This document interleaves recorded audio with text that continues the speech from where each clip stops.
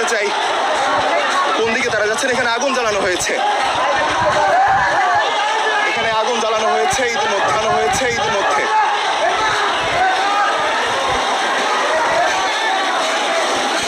এবং এখানে বেশ কয়েকটি মোটর সাইকেল আমরা পুড়তে দেখছি। প্রায় 7-8টি মোটরসাইকেল প্রথমে ভাঙা হয়েছে, এরপর আগুন দেওয়া হয়েছে। কয়েকটি মোটরসাইকেল এখানে ভেঙে ফেলে রাখা হয়েছে।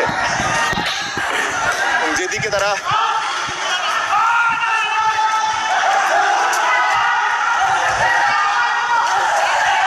এখানে কয়েকটি গাড়িও ভেঙে ফেলা হয়েছে।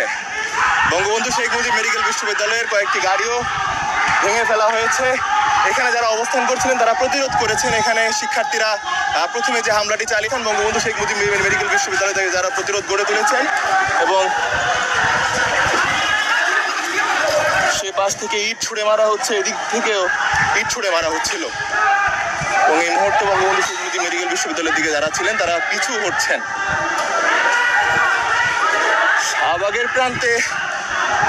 শাহবাগের প্রান্তে আন্দোলনকারীদের অবস্থান রয়েছে এবং বঙ্গবন্ধু শেখ মুজিব মেডিকেল বিশ্ববিদ্যালয়ের ভেতরে এখানে কারা অবস্থান নিয়েছেন বা কারা এদিক থেকে ইট পাটকেল ছুটছেন, প্রতিরোধ করছেন, সেটি আমরা এখনো জানতে পারিনি। পরিস্থিতির উত্তপ্ততার কারণে আমরা জানতে পারলে সেটি আমরা জানাবো।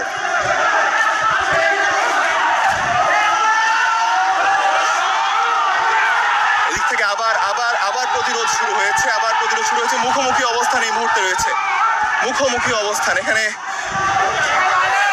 কেউ কেউ চাকরিজীবীর বেশে আসেন, সাধারণত আমরা চাকরিজীবীদের যে বেশে দেখি সে বেশে অনেকে এখানে আছেন।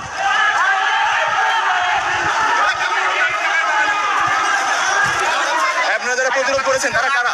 ছবিটা আছে, এরা বহিরাগত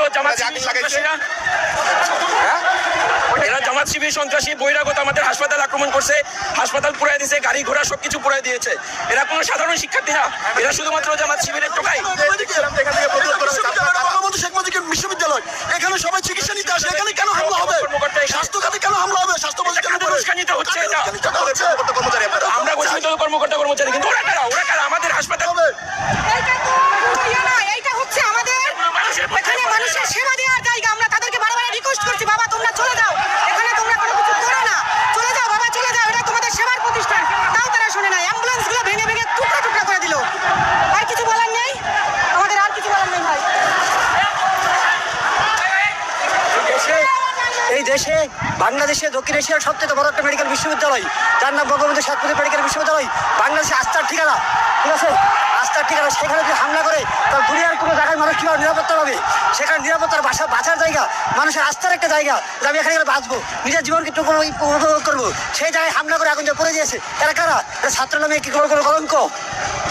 এটা তো ছাত্র না, এটা তো বহিরাগত সব। আমরা তা দেখতে পাইলাম, এগুলো একটি ছাত্র নয়, সব বলে বহিরাগত।